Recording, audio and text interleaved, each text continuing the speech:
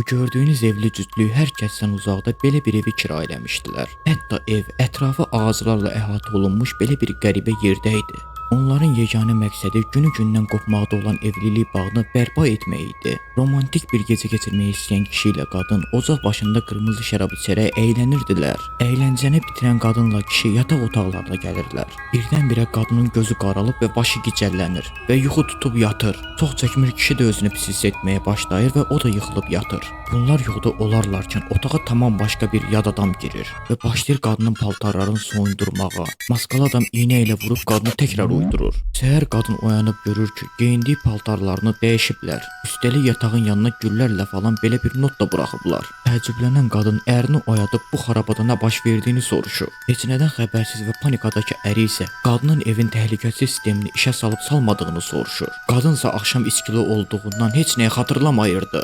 Üstəlik evə girən yad adam bunların telefonlarını da götürüb. Qadınla kişi qorxu və panikada maşına minərək buradan uzaqlaşmaq istəyirdilər. Amma tərslikdən maşının açarı da yox idi. Kişi qadına tez içəri girib kömək çağırmasını deyir və özü də səs gələn tərəfə gedir. Telefonu götürüb kömək çağırmaq istəyən qadın dəliyə dönür. Telefondakı səs onlara tabe olmaqlarını deyirdi. Bu adam hər kimdirsə uzun müddətdir onları izləyirmiş. Üstəlik bu maskalı adam evin hər tərəfinə gizli kameralar yerləşdiribmiş. Çıxışsız qalan ərlə arvad evdən çıxmaq istəyirdilər. Birdən-birə təhlükəsizlik sistemi işə düşür və evin ətrafı polad qapı və pəncərələrlə bağlanır. Bu gördüyünüz cütlüyün artıq həmin manyaka tabe olmaqdan başqa çıxış yolları yox idi. Əgər tabe olmazlarsa qulaqlarının arxasına taxılan çiplər onlara elektroşok verəcəkdi. Bu ağrıya isə dözmək qeyri-mümkün kimi görünürdü. Bundan sonra maskalı adamın qəribə səsi onları yataq otaqlarına göndərir və onlara qardırobda onlar üçün təşkil edilmiş geyimləri geyməyə məcbur edir. Evli cütlüyü mətbəxə gətirən naməlum adamın səsi sadəcə yoldaşının öz əri üçün sevgi göstərməsini və yemək bişirməsini istəyirdi. Bu momentdə kişinin qarşısındakı olan notebookda bəzi fayllara göz gəzdirməyə deyilir. Ayrıca kömək çağırmağı üçün şəbəkə bağlantısı da yox idi. Amma ən dəhşətlisi də odur ki, bu qadın ərini başqa biri ilə aldadırmış. Üstəlik bax bu şeytan həmin sevgilisi ilə ərinin öz yatağında Minoqqadan çıxıbmış. Bundan sonra qəribə səs onlara yenidən otaqlarına qayıtmaqlarını əmr edir.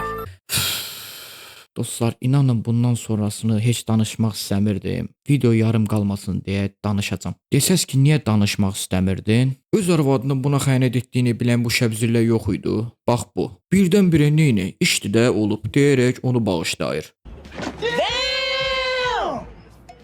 Nəmi, bunlar da belə çəkib də bu filmi. Nəysə, bu dəfə qadın oyanıb görür ki, qonaq otağında əli qolu bağlanmış biri var. Görünüşə görə adam özündə deyil və huşunu itirib. Qadın onu xilas etmək istəyir və maskalı adamın səsi onu dayandırır. Əli qolu bağlı olan bu adam vaxtilə qadının gənc vaxtlarında onu maşınında zorlamışdı. Üstəlik o bunu bir dəfə deyil, bir neçə dəfə təkrarlamışdı. Bunu öyrənən kişi də dəliyə dönüb bıçağı götürüb adamı öldürmək istəyir. Amma səs onu dayandırıb bunu qadının etməli olduğunu deyir. Əgər qadın onu gənc vaxtlarında zorlamış bu adamı bıçaqlayıb öldürməsə, elektroşok vurub onun ərini öldürəcəkdi. Qorxusundan əli ayağına dolaşan qadın götürür bıçağı soğur adamın qarnına və beləliklə adamı öldürür. Yataq otağına qayıdan qadın birini öldürdüyünə görə vicdan əzabı çəkirdi. Əri isə ona bir stəkan viski verib içib sakitləşməyini istəyir. Özü də ortalığı təmizləmək üçün geri qayıdır. Elə bu momentdə qadın hər şeyi xatırlamağa başlayır. Dünən gecə huşunu itirməzdən əvvəl də onlar viski içmişdilər. Demək ki, bu viskinin içində yuxu dərmanı var imiş. Müşahidə kamerasının onu izlədiyini bilən qadın yalanın özünü itirmiş kimi göstərir. Daha sonra da viskini tökür stolun altına. Sonra da huşunu itirmiş kimi davranır. Maskalı adam gəlib qadını yoxlayır və görür ki, həqiqətən qadın reaksiya vermir.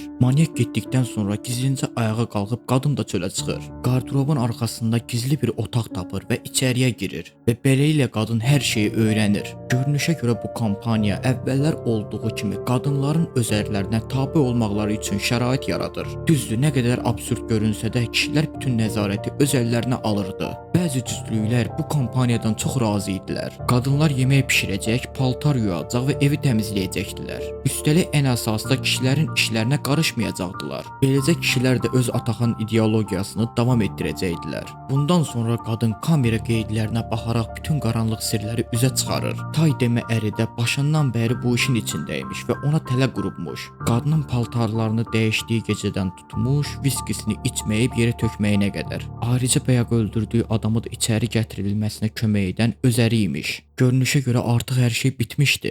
Görünüşə görə qadının yaxşı bir həyat yoldaşı olması üçün onun birini öldürdüyü video lenti ilə onu şantaj edəcəkdilər və beləliklə qadın ərinə boyun əymiş olacaqdı. Amma qadın ağıllıca həmlə edib maşını sürüb uzaqlaşmaq istəyir. Amma əvvəlcə qulağının arxasındakı şox cihazından qurtulur. Elə bu moment manyak anidən ortaya çıxıb qadına hücum etməyə başlayır. Qadın da ona təpi ilə vurub bağçaya tərəf qaçır. Manyak da qaça-qaça gəlib qadının qanı ilə rastlaşır. Aha, sonunda qadını tapdı, deyirdi ki, riski qadın qaranlıqdan çıxıb lapatkan vurur kişinin başına. Beləcə adamı da öldürür. Daha sonra əri gəlir ki, oy ay arvad, sən nə etmisən falan. Qadın da yalandan artist edir ki, güya heç nədən xəbəri yoxdur. Güya maskaladan vurub bunu öldürmək istəyərkən qadın vurub bunu öldürüb. Ofşum, qadın nə qədər maşına minib bu xarabadan getməklərini desə də adam onu dinləmir. Üstəlik kişi də yalandan telefonları götürmək adı ilə qadın da içəri girməyə məcbur edir. Evə girər-girməz kişi başlayır vəhşi kimi qadını döyməyə. Daha sonra da yıxıb yerə başlayır təpi ilə qarnına vurmağa. Elə bu momentdə qadın götürür şok cihazını, başlayır kişiyə şok verməyə. Daha sonra şok cihazının xodunu verib, sonra da atır su dolu stəkana. Daha sonra gəlin minir maşına, evi tərk edib gedir.